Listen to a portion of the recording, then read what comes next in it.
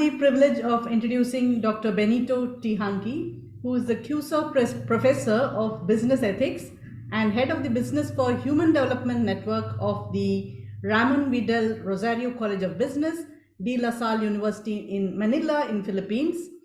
Dr. Teehankee he has led the adoption of the critical realist action research as the core approach in the university's MBA program.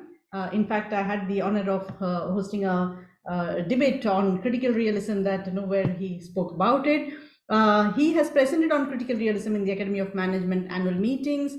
He wrote, along with Tim Rogers, this book on critical realism, philosophy of science for responsible business and management research, a book chapter in the book Responsible Research for Better Business, edited by Thompson and Zolnay under Palgrave Macmillan in 2020. His book chapter on culturally sensitive leadership in the Philippine settings is available in the Google Drive in the references. So with that, over to you, Dr. Teehankee. We are really looking forward to hearing you today. Thank you, Ramya, and a pleasant good afternoon to everyone. First of all, I'd like to say how privileged I am to be part of this conversation. I have been admiring with a little bit of envy the type of conversation the Indian scholars are having in this topic. And this is something I wish we could also have in our country. So hopefully my engagement with your group can spur me to further push this conversation as well in my country. So I've entitled my sharing this afternoon towards makataong pamamahala, and the asterisk explains that makatao means person-centered management, which is a core value in Philippine culture, and subtitled Indigenizing Filipino Management Research and Practice. So what I wanted to cover were basically 3 points. The context for why I feel indigenizing management research and practice is so important to our country, and what are some features of our cultural mindset that I think are very relevant to management research and practice, and some ideas on how we may move forward, as well as the challenges for us as we engage this very important project. I show here the map of the Philippines relative to the rest of Southeast Asia. So you can see how archipelagic we are. So this also hints at how diverse even our local cultures are, which was mentioned by our earlier speaker, is also true in India. But also the gulf of water that separates us from the rest of Southeast Asia. So this is particularly interesting because we were under Spanish colonization for nearly 400 years and then 50 years under the Americans. So in a way, we don't naturally fit within the Southeast Asian context in terms of our path towards industrialization, but we're trying to rediscover our indigenous roots. This image captures what we call in our vernacular as bayanihan, or essentially the spirit of relationality and community spirit. So all Filipinos, as they are educated in primary school, get to learn this principle that really Philippine existence is communal and relational. And therefore we look out for each other, or we are expected to look out for each other, and we are there to help each other in times of need. In the rural areas of the Philippines, traditionally, if someone had a new house made, a hut, and then he needed to have it transferred to a different location or a new location, he could call on the community to literally lift the home and transfer it to the location. And this was seen as a major cultural ritual. It was a way for the community to bond once again in support of a neighbor or a community member. And this is how we were symbolically oriented on that core Filipino value. Now, when we compare this to Philippine economic reality, we are always struck by certain images, especially how in the recent decades, Philippine business development has been increasingly exclusionary, which is the very opposite of the Bayanihan picture we saw earlier. So these pictures are typical even in our business media. Here it says our National Economic Development Authority points out almost with a strident urgency that despite robust growth, income inequality keeps widening in our country. And external observers, such as The Economist, also points this out relative to other ASEAN countries. Here you can see that the reduction of poverty in other ASEAN countries, notably Thailand, Malaysia, Indonesia, and the gray line is quite spectacular, which is Vietnam, has been strikingly fast. The Philippines' reduction in poverty has been plodding through the past 3 decades, even if we have seen quite consistent growth since the turn of the century. We have been growing average 6%. Of course, that was pre-pandemic.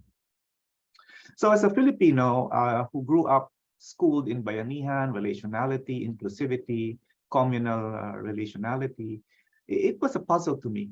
And one of the hypotheses I had was that Philippine organizations were caught in this dynamic where if you look at Philippine society as a whole, as this big picture, organizations sort of fall into 3 rough archetypes. Those who maintain the inequality in society as a whole, I call them the type M companies, the maintaining dynamic. And then you have the type A companies, which I call the makatao dynamic or person-centered humanistic dynamic, where they hire from those often in need but competent and ethical and driven, and they lift them up through the organization. So it's in companies like this, you would see security guards or frontliners moving up and even becoming senior managers, and ultimately, in one notable bank, even becoming a president. But type A companies are exceedingly rare in the Philippines, but they're always notable when they do occur. Now, one of my key concerns, of course, is what I call the type X companies. These are the ones I feel are really the opposite of what Philippine culture is about. I call them the type X, or hindi makatao, meaning not person-centered, or walang pakiramdam, meaning no empathy, where you have companies with business models that literally exploit the near desperation of many Filipinos for just holding on any job just to make ends meet. So, and in addition to that, you see very, very wide disparities in the privileges and opportunities of those higher up in the hierarchy than those below. And of course, interestingly, many of the type X companies, in my observation, are those who do exceedingly well in the capital markets, obviously because they can keep their personnel costs quite low.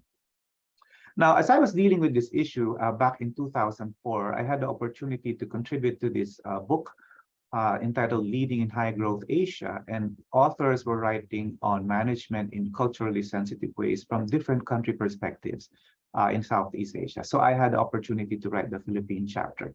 But unfortunately, since that chapter was written in 2004, I have not seen much progress in this area, which brings me to the context of what I think is important in the Philippine experience and in the Philippine reality that would be very relevant to management research and practice, and I feel we need to bring back. First, I have to cite intellectual debt to 2 very influential Filipino social scientists, Ver Enriquez, a Filipino psychologist who is considered the father of Filipino psychology, and F. Landa Hocano, the anthropologist who did a lot of the initial work on management by culture. Interestingly, of course, they finished their doctorates in American universities. This is fairly typical in our setting.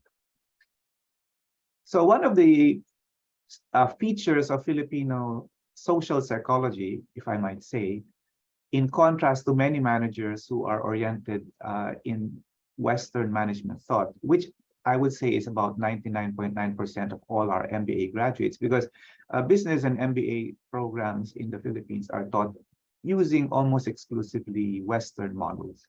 So here we can see that based on what I was saying earlier, Filipino workers are more intuitive, they use sensitivity more, they tend to value reciprocity, they tend to be very sensitive to group sentiment when they move forward, whereas managers are oriented in the productivity efficiency paradigm of Western management tends to look at empirical data, plans that are often top-down and which have to be implemented, self-reliance so that individuals are given ratings or evaluated on their performance, almost disjointed from the group that they are working in and told that they are responsible for their performance, even though in the Philippines, we all feel that our performance is also a function of how the group is functioning.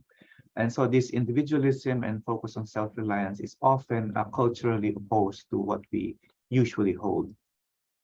So if you look at it, the three major elements of thinking among Filipinos is being person-centered, being relational in orientation, and having sensitivity for feelings.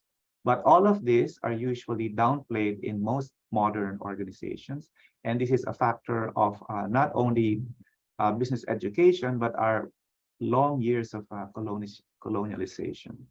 And by the way, this is also supported by our corporate law, which often picks up elements from not only Spanish law, which was eventually superseded in 1905 by American corporate law. So moving forward, one of the things that I think was helpful for me to analyze is what are the challenges? In other words, the question is, given that Western management research, thought, and practice are ill-fitting for the Philippines, why does it persist and thrive, and what can be done? So an institutional analysis of the situation gives us a hint. I believe there are three powerful, mutually supportive institutional elements that make the situation thrive. First is cultural cognitive, meaning the meaning systems and behavior patterns that we institutionalize, especially among management students and management practitioners, contain a lot of Western elements and are almost completely devoid of Filipino elements. For example, the proliferation of best practice, Western frameworks. Our Filipino students can recite management frameworks from Cotter, from Porter, of course, less the European models, mainly the North American models. Now, these cultural cognitive meaning systems contain normative elements. These are elements that suggest what should be done. So efficiency and productivity as measures of success. And I might say in the age of smartphones and dashboards and now artificial intelligence and all of the big data trend, managing people as if they were objects in a video game, you want to make them productive and efficient, is becoming more and more, shall I say, epidemic at a certain level. So I think technology has made the problem even worse, because relationality is very difficult to pursue in a remote sense, especially using a smartphone. And regulatory, these practices and meaning systems are also enforced. In the research field, it's enforced in textbooks, it's enforced in the organizational field by managers in a non-reflective way. So often when policies are released, often this does not contain any level of empathy, but mainly a hierarchical perspective. I remember in 2006, there was a very interesting article written by Klaus Mayer in the Asia Pacific Journal of Management, when he said that Asian management research needs more self-confidence.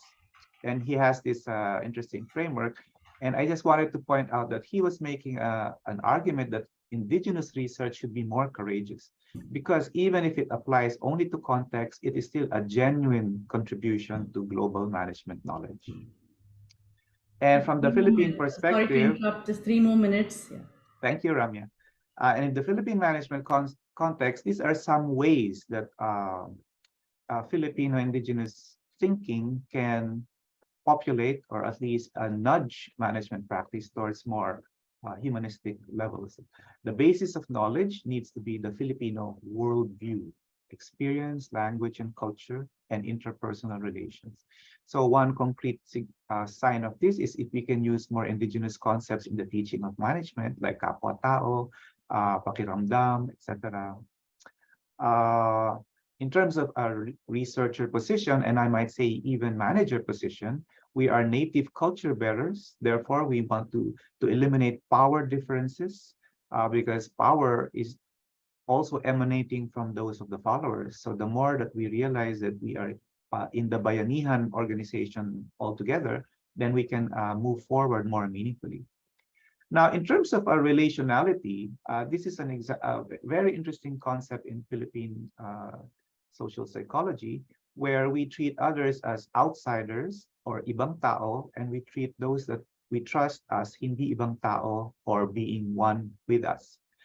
oftentimes, those who practice Western style management only relate at the level of ibang tao. So meaning civility all the way to adjusting. But the opportunity available to those who understand Filipino culture is they can move to the level of what we call pakikipagpalagayan loob, which is really roughly translated to rapport. And rapport means that we are there to really be with each other and be one in full trust. If we are able to do this, and we are able to bring management and research back to certain Filipino ideals and concepts, then I believe that students and managers together can bring our country to what we need to be, which is a country, again, that is for everyone and not just for the elite who are getting more and more of the benefits of business growth in our country. Thank you very much. That was perfectly on time. Thank you so much.